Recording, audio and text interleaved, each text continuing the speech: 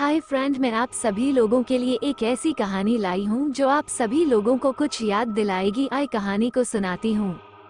ज्यों ज्यों ट्रेन गांव के समीप आती जा रही थी, मेरे मन को कई तरह के ख्याल सता रहे थे।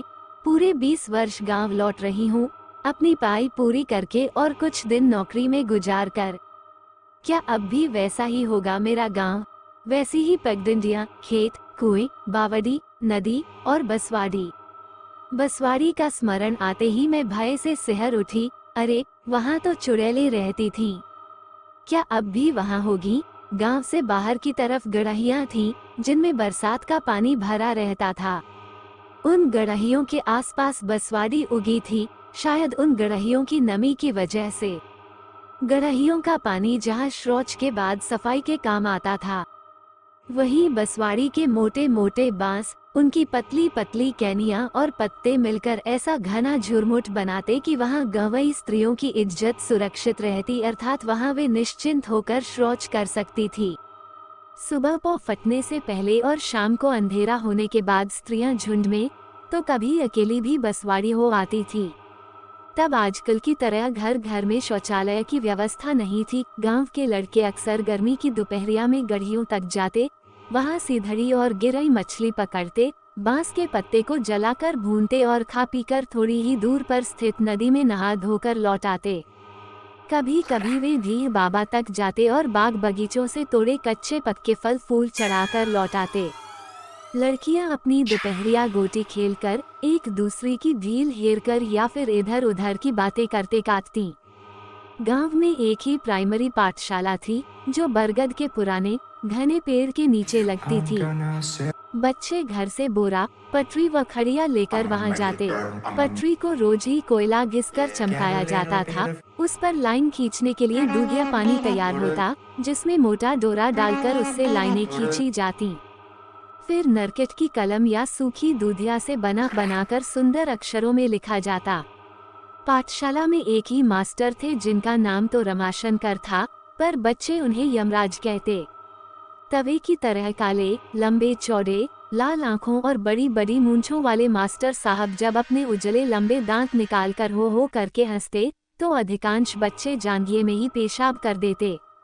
वे मारते भी बहुत थे। उनके हाथ में हमेशा हरी छड़ी रहती, जो पेड़ की ताजा टहनी से बनी होती, जिसकी मार से निशान तो नहीं पड़ता था, पर उसके लगते ही बच्चे को मिर्गी का दौरा सा पड़ जाता। अरे माय, अरे दादा, अरे बाप की पुकार मच जाती। स्कूल में जब मास्टर जी नहीं रहते या फिर कहीं जाकर गपिया रहे होते, हम बच्चे खूब हो हल्ला करते, तमाम बातें करते, जो आगे बढ़कर चुड़ैलों तक पहुंच जाती। एक लड़की जो 12 साल की थी और जिसकी शादी भी हो चुकी थी, हम लोगों के साथ कक्षा 2 में पढ़ रही थी। उम्र के हिसाब से वह सयानी भी थी। एक दिन उसने बताया कि उसके दादाजी के पास रोज एक चुड़ैल औरत बनकर आती है और मल का उपटन व पेशाब का तेल लगाकर चली जाती है। एक लड़का बताता था कि उसने चुड़ैल देखी है, सामने वाले सेमर के पेड़ पर बंदर की तरह चढ़ रही थी। ऐसे अनगिनत किस्से। मैं डर के मारे कांपने लगती। घर पहुंचकर दादी की गोद में छिप जाती। थोड़ी देर के बाद पूछती, दादी क्या चुड़ैल होती है? दादी कहती, होती है ना। फिर एक घटना सुनाती। एक बार मेरी मौसी मूर्ति, जिन्हें गांव के लोग मूर्तियां कहते थे, को आधी रात को ही बसवाड़ी जाने की जरूरत महसूस हुई। वे बड़ी निडर थी, अकेली ही निकल पड़ी। बसवाई होकर वे नदी के किनारे से वापस आने लगी, तो देखा कि एक बड़ी सी रोहू मछली वहां रेत में पड़ी है। मौसी का मन ललचा गया। वे उसे पकड़ने लगी, तो मछली उछलकर आगे चली गई। मौसी भी बढ़ी, फिर आगे मछली, पीछे मौसी। आखिर में मछली पानी में चली गई। मौसी समझ गई कि यह मछली नहीं, कुछ और है, पर वे बिना डरे और मुड़े सीधे घर की तरफ चली, तो पीछे से किसी के नाक से बोलने जैसी आवाज आने लगी, ए मूर्तियां रोहू खइबे लोहू।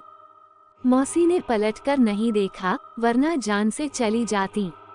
मैं डरकर पूछती, दादी वो मछली क्या चुड़ैल थी? दादी कहती, नहीं, बुढ़वा था। जो लोग पानी में डूबकर मर जाते हैं वो बुढ़वा बन जाते हैं। जब तुम्हारे पैर में नदी के किनारे लिबलिबा लिजलिजा सा कुछ चिपकने लगे, तो समझ लेना बुढ़वा पकड़ रहा है। मैं चीख कर रोने लगती तो माँ आकर दादी को डांटती, क्यों बच्ची को डराती है? मैं इसे अपने भाई के घर भेज दूंगी, यहाँ रहकर बर्बाद हो जाएगी। फिर दादी और माँ में झगड़ा शुरू हो जाता और मैं भागकर बुआ के पास जाती तो वह भी चुड़ैलों के बारे में अपने अनुभव सुनाने लगती। अंततः माँ ने मुझे पढ़ने को शहर भेज दिया। हाई स्कूल पास करने के बाद जब मामा के साथ गांव लौटी तो बहुत कुछ बदला हुआ था, पर चुड़ैलें और उनकी कहानियाँ उसी प्रकार थी। एक दिन मैं बसवाड़ी की तरफ दोपहरिया में कुछ लड़कियों के साथ निकल गई तो धूप लग गई। लौटते तेज बुखार हो गया। बस क्या था, सारा गांव इकट्ठा हो गया।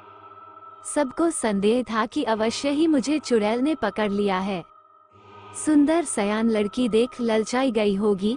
फिर सोखा चाचा बुलाए गए। सोखा गांव का वह मर्द प्राणी होता था जिससे चुड़ैलें भय खाती थीं, जिसकी जरूरत गांव के किसी भी घर को पड़ सकती थी। इसलिए सोखे को अनाज कटाई के समय ही सभी घरों से पर्याप्त अनाज दे दिया जाता था, जिसे सोखीती कहते थे। सोखा को बुलाया जाता देखकर मामा मेरे पास आए और बोले, देखो बेटा, कुछ भी हो जाए तुम हाथ पैर मत पटकना, बक-झक मत करना, चुड़ैल वगैरह कुछ नहीं होती, तुम्हें लू लगी है बस। सोखा चाचा ने मुझे अपने सामने बैठाया और मंत्र पढ़ने लगे। फिर हाथ पैर पटकने लगे, पर मैं बैठी मुस्कुराती रही, क्योंकि सोखा चाचा के ठीक पीछे मामा खड़े थे और मुझे धैर्य रखने के इशारे कर रहे थे। बड़े घर के लड़की थी, इसलिए मुझे न तो लाल मिर्ची की धूनी दी गई, न मारा पीटा गया, वरना गरीब घरों की स्त्रियों को सोखा चाचा मारते पीटते थे, लाल मिर्ची की धूनी देते थे। एक बार पड़ोस की मीना दीदी के गाल को उन्होंने चिमटे से दाग दिया था।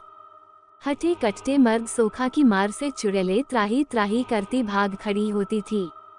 शहर लौटने पर मैंने मामा से पूछा, चुड़ैलें औरतों को ही क्यों पकड़ती हैं, मर्दों को क्यों नहीं पकड़ती?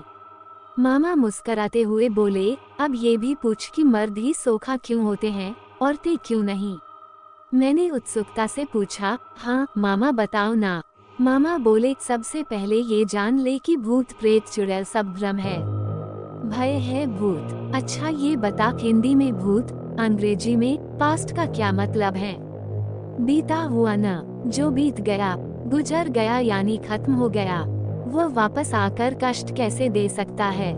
पर मामा, मैंने खुद औरतों को खेलते देखा था, इस दौरान वे उछल उछल कर गिरती हैं, उन्हें बहुत चोटें भी आती हैं। कोई जानबूझकर अपने शरीर को क्यों कष्ट देगा? मैंने अपनी बात रखी तो मामा ने समझाया, बेटा जब मन का कष्ट बहुत बढ़ जाता है तो तन की कष्ट की तरफ ध्यान नहीं जाता। तू तो जानती ही है गांव में औरतों के जिम में कितना काम होता है। सुबह से रात तक खटती रहती हैं, कूटना पीसना, फटकना पछोरना, पकाना खाना, बर्तन भरिया, झाड़ू बहारू के साथ ही अचार, बड़ी पापड़ बनाना, गोबर पाथना, गाय भैंस की देखभाल। कितना गिनवाऊं, ऐसे में उनको अपने बारे में सोचने का अवसर ही नहीं मिलता। बिल्कुल बंधुआ मजदूर होती हैं वे। ऐसे में सुबह शाम को बांसवाड़ी जाने के बहाने उन्हें थोड़ी देर के लिए आज़ादी मिलती है। मामा चुप हो गए तो मेरी उत्सुकता और बढ़ गई। क्या मामा? फिर यही कि उस समय उनकी दमित इच्छाएं, कल्पनाएं खुली हवा में सांस लेती हैं। उनके काट दिए गए पंख उनके शरीर से आ लगते हैं। वे खुले आकाश में उड़ जाना चाहती हैं, पर अपने दमित जीवन की विवशता व बंधनों को सोचकर उदास हो जाती हैं। वे सोचती हैं, आखिर क्यों वे अन्याय अत्याचार सहकर भी चुप रहने को विवश हैं? वे कब तक, कितना और क्यों सहें? अपनी वस्तु स्थिति का ज्ञान उनमें बदले की भावना भर देता है। परिणाम ये होता है कि घर पहुँचते पहुँचते उन्हें चुड़ैल पकड़ चुकी होती है।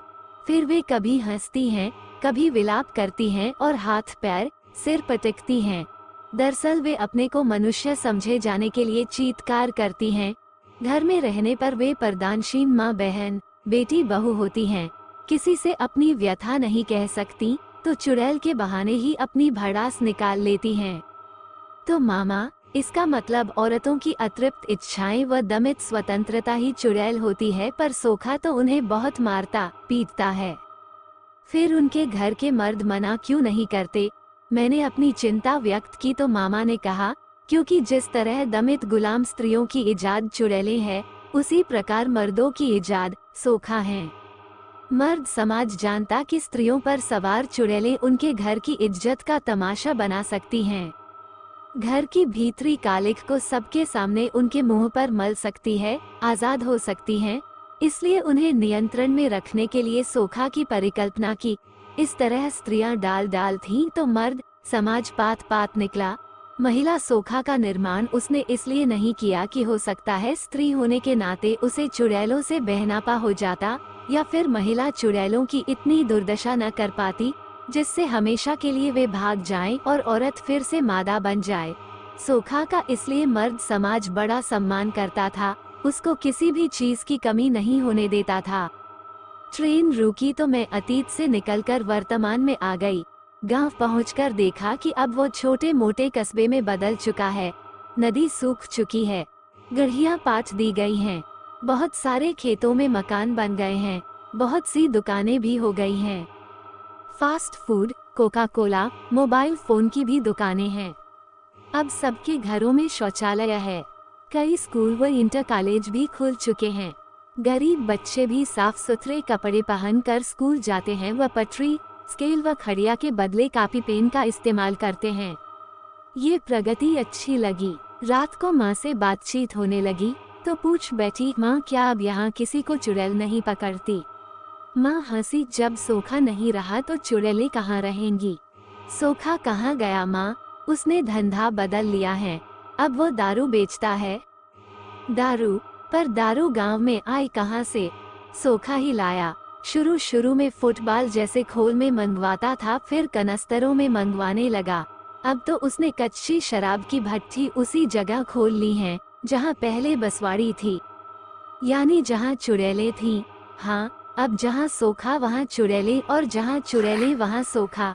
शाम को चलना दिखाऊंगी चुड़ैलों को। शाम को धुंधलके में मैंने शराब की वो भट्टी देखी जहाँ पर ढेर सारी बोतलें थीं और बोतलों में बंद थी चुड़ैलें। कुछ चुड़ैलें पुलिस की वर्दी में सोखा से चावा मांग रही थीं। जो लोग वहाँ बैठे थे उनके सामने बोतलों में बंद थी चुड़ैलें। जो बोतल खाली कर चुके थे उन पर चुड़ैलें सवार हो चुकी थीं। उनमें से कुछ घर पहुंचकर अपनी औरत बच्चों को पीट रहे थे, कुछ नालियों में तो कुछ इधर उधर पलटनी खा रहे थे। सोखा अपने सामने रखे टीवी में माइकल जैक्सन का नाच देख रहा था, जिस पर चुड़ैल सवार हो चुकी थी। बाप रे, इतनी चुड़ैलें, इतने रूपों में। मैंने हंसते हुए माँ से कहा, अच्छा हुआ माँ कि चुड़ैलों ने औरतों को छोड़कर मर्दों को पकड़ लिया है।